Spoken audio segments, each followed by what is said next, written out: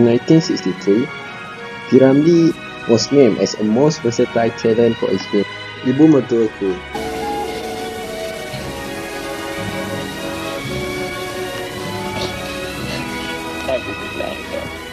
Menangis konon, jangan tak tahu malu.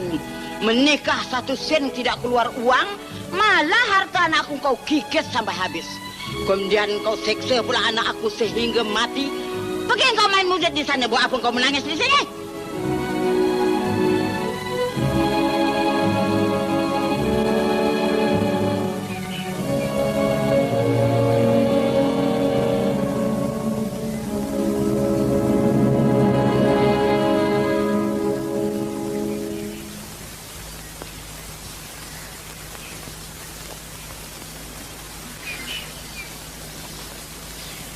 Saudara, mengapa saudara menangis di kubur ibu saya?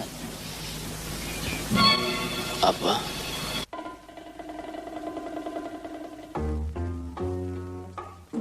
One of the films directed by this Malaysian silver legend, Piramli, was Ibu Mertuaku, which means my mother-in-law. It was filmed in 1962. This film is considered as a Malaysian classic and is remembered for the song Di Mana Kan Ku Cari Ganti, and his famous scene, which is the eye-stabbing scene during the screen climax. This melodrama film starred by himself as Kasim Slamat. A poor musician, the film story revolves around the tragic love affair between Kasim Slamat and Sabaria, the only daughter of Nyonya Mansur. Nyonya Mansur, who was a wealthy widow that favors rank, position and wealth, opposed the relationship. The movie started with a light-hearted romantic comedy and then turned into a dramatic tragedy that Kasim Slamat had to go through.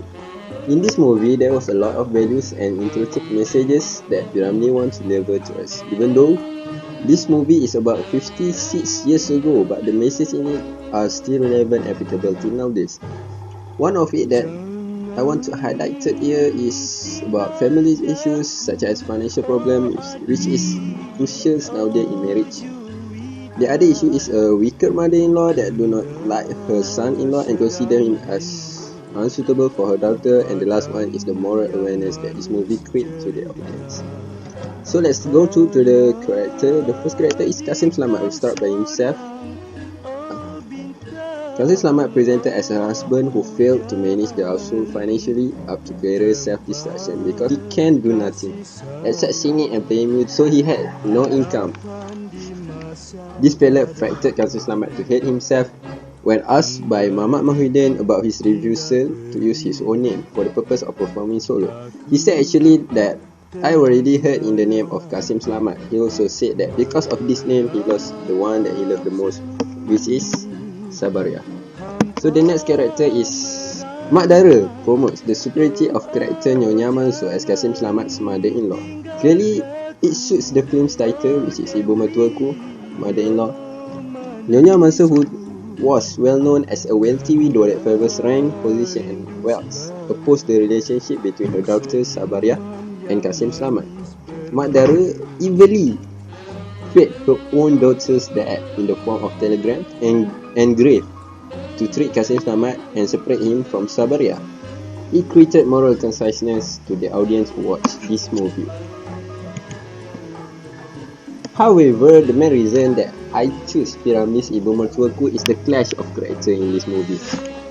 One of it is Sabaria falls in love at fame and talent of Kasim Slamat, a musician on Radio Singapore.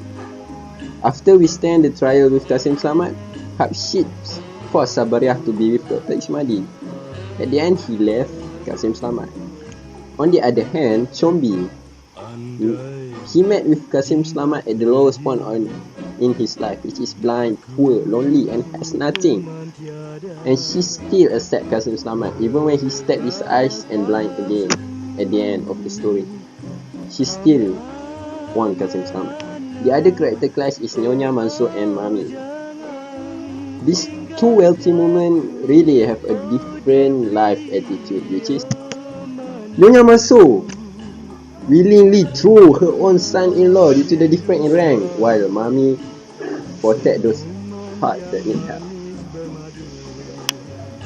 So that's all from me. Thank you. Hope you enjoyed the video. See you next time. Thank you.